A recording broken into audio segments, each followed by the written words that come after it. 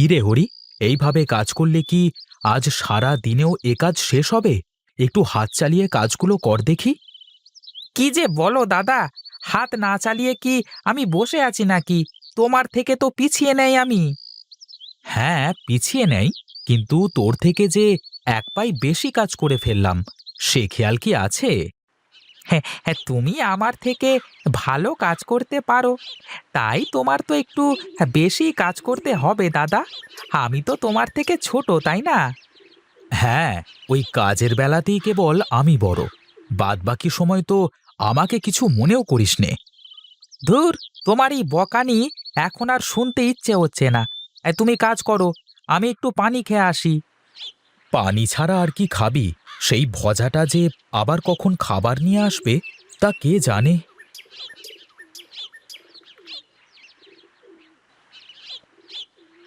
দাদা, ও দাদা, আমি তোমাদের জন্য খাবার নিয়ে এসেছি। এত সময় লাগলো খাবার নিয়ে আসতে? এখন ভাত খেয়ে আবার কাজ করে কখন মানুষ শুনি? দে দে ভাই, খুব খিদে পেয়েছে, আগে খেয়ে নি। না ভজা, তুই ওই গাছের নিচে গিয়ে বস। আমি আর হরি এই পায়টা শেষ করে তারপর খাবো। তুমিও না দাদা, পারো বটে। খিদে মনে হচ্ছে আমার একারই লেগেছে। তোমার মনে হয় খিদে লাগে না? শোন, এখন খেতে গেলে তো অনেক সময় নষ্ট হয়ে যাবে, তারপর এসে এই ফেলে রাখা কাজ করতে আর ইচ্ছে হবে না। বেশ তো, করো, আমার আর কি সমস্যা? তোমার যদি কোনো সমস্যা না হয়, তাহলে আমার আর কিসের সমস্যা? চল হরি, এবার গিয়ে খেয়ে নেওয়া যাক। হ্যাঁ হ্যাঁ, তোমার তো শেষ, আমার এইটুকু শেষ হোক আগে। চলো দাদা, আমারও শেষ। আচ্ছা দাদা, তোমরা কিসের চাষ করবে এবার জমিতে? এবার বেগুন লাগাবো রে। তোকে কিন্তু সকাল সন্ধ্যা জমিতে এসে পাখি খেদাতে হবে। হ্যাঁ ঠিক আছে দাদা, এ আর কঠিন কি কাজ? আমি রোজ এসে সকাল সন্ধ্যা পাখি তাড়িয়ে যাব। হ্যাঁ, ও কি করে পাখি খেদাবে দাদা? ও কি চোখে দেখতে পায় নাকি? ওরে পাগল, চোখে দেখা লাগবে না, জমিতে বসে চড়ে চড়ে টিন বাজালেই পাখিরা সব উড়ে যাবে। আরে তোমার মাথায় তো বেজায় বুদ্ধি দাদা। এত বুদ্ধি নিয়ে তুমি রাতে ঘুমাও কেমন করে? আচ্ছা দাদা, তোমরা জমিতে কি বাইরের সার দেবে নাকি? সার না দিলে কি জমিতে ফসল হবে নাকি? না মানে, আমি বলছিলাম যে দাদা, তোমরা যদি আমার কথা শুনতে, তাহলে আমি তোমাদের একটা বুদ্ধি দিতাম। ওই দেখো, এই যে জীবনে চাষই করলো না, সেও আজ আমাদের বুদ্ধি দিতে চায়। হ্যাঁ, আচ্ছা আচ্ছা হরি, তুই একটু থাম তো, ও কি বলতে চায় আগে শোন। আমার খাওয়া শেষ, আমি গেলাম। তুমি ওর কথা শোনো, আমি গিয়ে কাজ করি।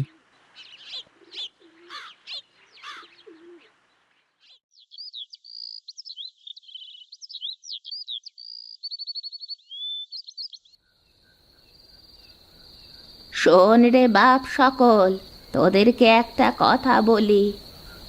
হ্যাঁ মা, বলো কি বলবে। তোরা তিন ভাই, আমার তিন সোনার টুকরো।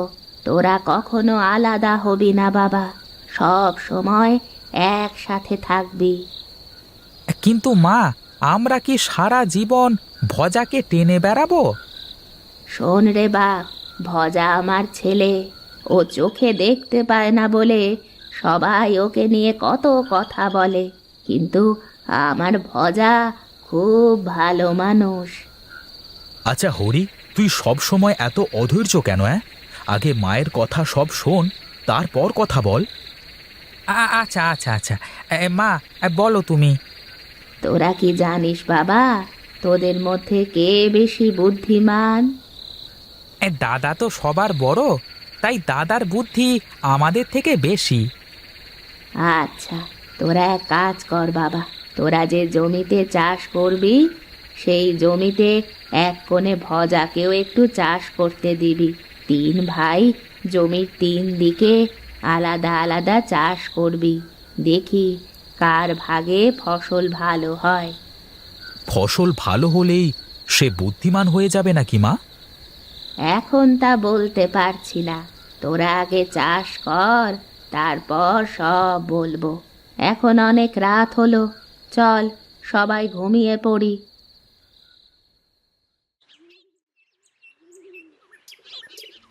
আচ্ছা দাদা, মা হঠাৎ করে আমাদের তিন ভাইকে আলাদা আলাদা চাষ করতে বলল কেন? আমি কি আর জানি অত সব? কি ভেবে বলেছে তা মাই বলতে পারবে। এখন চল গিয়ে আগে জমিতে গাছগুলো লাগিয়ে দিই। হ্যাঁ দাদা, আমি কিন্তু ওই পাশের উঁচু ভাগটাতে লাগাবো। তোর যে পাশ ইচ্ছে সেই পাশ নিস, আগে তো জমিতে যেতে দে। আর শোন হরি, এই হলো তোর ভাগ, আর এই হলো ভজার ভাগ, আর এই হলো আমার ভাগ। হ্যাঁ আচ্ছা দাদা, হ্যাঁ আমি তাহলে লাগানো শুরু করলাম, কেমন?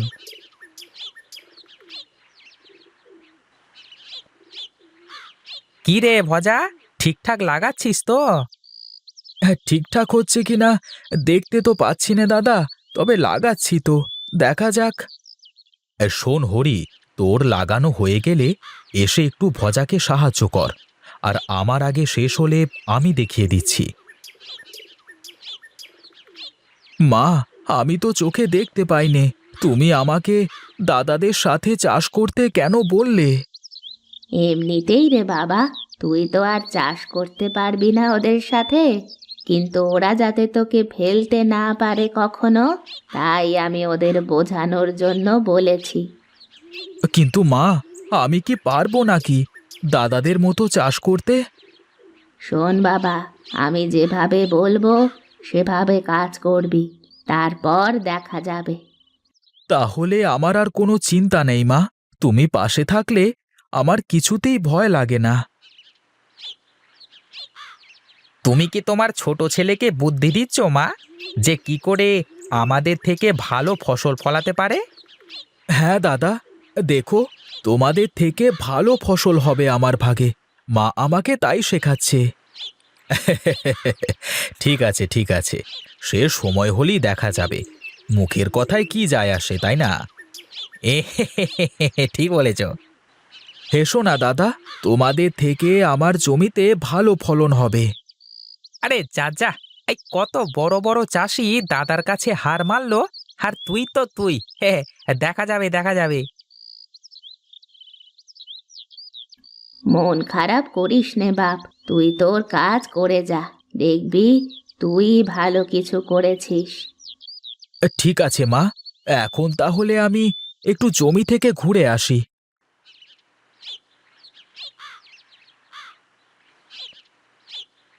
কি রে ভজা, এই দাঁড়িয়ে দাঁড়িয়ে টিন বাজিয়ে কি করিস? হ্যাঁ, আমি তো আর দেখতে পাইনে, তাই টিন বাজিয়ে পাখিদের খেদাই। প্রকাশদার কণ্ঠ মনে হচ্ছে। হ্যাঁ রে, হ্যাঁ, তুই চোখে দেখতে না পেলেও তুই যে সবার কথা শুনে চিনতে পারিস, এটা ভালো লাগে। চোখ দুটোই না হয় নষ্ট দাদা, মন তো আর নষ্ট না। তা ঠিক বলেছিস, কিন্তু জমি এমন ভাগ ভাগ করা কেন? আমাদের তিন ভাইয়ের জমি আলাদা আলাদা করে চাষ করা তো, তাই। তা তুইও কি চাষ করছিস নাকি শুনি?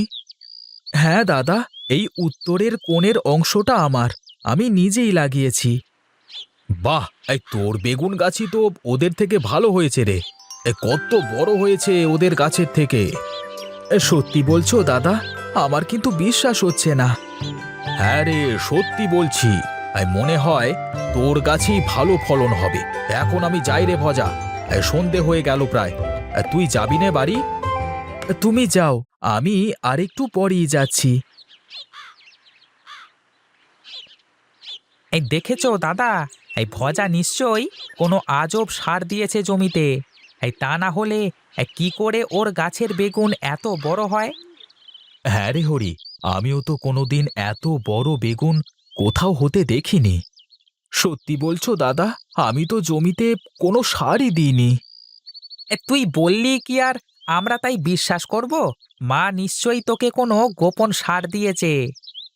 আচ্ছা, তোমরা আমার কথা বিশ্বাস করছো না তো? চলো, তোমরা মায়ের কাছে চলো, তাহলেই সব বুঝতে পারবে। তা তো যাবই, কিন্তু তুই যদি মিথ্যে বলিস তাহলে কিন্তু তোর খবর আছে বলে দিলাম। আচ্ছা দাদা, ঠিক আছে, কিন্তু আমাকেও তোমাদের একটা কথা দিতে হবে। আমার কথা যদি সত্যি হয় তাহলে তোমরা আমাকে কখনো একা করে দেবে না। তোকে তো একা কোনো দিনও করতে পারবো না রে পাগল। এই চল, আগে মায়ের কাছে যাই।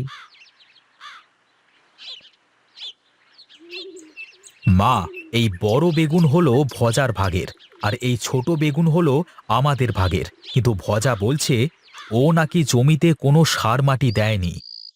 তুমি বলো মা, আমি আর দাদা কত সার মাটি দিলাম, তাও তো ওর মতো বেগুন হলো না আমাদের। ও নিশ্চয়ই চুরি করে কোনো সার দিয়েছে, যা আমাদের বলেনি। মা, তুমি হাসছো কেন? আমাদের কথা তোমার কাছে হাসি মনে হচ্ছে? ওরে শোন তোরা, ভজা সত্যিই বলেছে, ও জমিতে কোনো সার দেয়নি। তা কি করে হয়? তাহলে এত বড় বড় বেগুন হলো কি করে ওর ভাগে? তোরা তোদের জমিতে যে সার মাটি দিয়েছিস তার থেকে ছিটে পিটে যা পেয়েছে তাতেই ওর বেগুন গাছে জোর ধরেছে। তোরা তো বেশি ফলনের লোভে বেশি সার মাটি দিয়েছিস। তাই বলে শুধু ওটুকুতেই এত ভালো বেগুন হয়ে গেল? ভজার বিশ্বাসী ভজার সব, ও চোখে দেখতে না পেয়েও আজ তোদের হারিয়ে দিয়েছে। তুমি আসলে আমাদের কি বোঝাতে চাও মা? একটু খুলে বলবে? ওরে শোন, ভজা আমার ছেলে, তোরাও আমারই ছেলে। ও চোখে দেখতে পায় না। তোরা দুজনে যাই করবি, একটু একটু করে ওকে দিলে ওর তোদের থেকে বেশি হয়ে যাবে। তার প্রমাণ হলো এই বেগুন চাষ। বলো কি মা, তার মানে ভজা সত্যিই বলেছিল? হ্যাঁ রে বাবা, ও তো ঠিক মতো পানিও দেয়নি জমিতে। তোরা যে পানি দিছিস ওতেই ওর ভাগ ভিজে গেছে। একসাথে থাকলে যে এই উপকার। তাতে আমাদের তো লস হয়ে গেল, আর ভজা তো লাভ হয়ে গেল। ভজা তো নিজে কিছু করতে পারবে না, সব তো তোদেরকেই দেখতে হবে।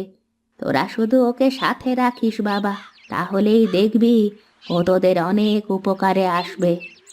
দাদা, আমার ভাগের সব বেগুন আমি তোমাদের দিয়ে দিলাম, আর তাছাড়া আমি তো সব দেখে শুনে তুলে বিক্রি করতে পারবো না, তাই এই দায়িত্ব তোমাদেরই নিতে হবে। ঠিক আছে রে ভাই, আমি সব বুঝতে পেরেছি। মা, তুমি চিন্তা করো না, আজ থেকে আমরা 3 ভাই একসাথেই থাকবো সব সময়। শোন বাবা, 10 মিলে করি কাজ, হারি জিতি নাহি লাজ। ভজা তোদের সাথে হাত বাঁধলেই তোরা অনেক কিছু সহজে করে ফেলতে পারবি। ঠিক আছে মা, তুমি কোনো চিন্তা করো না। আজ থেকে আমাদের আর কেউ কখনো আলাদা করতে পারবে না। ভজাকে আমরা 2 ভাই সব সময় আগলে রাখবো।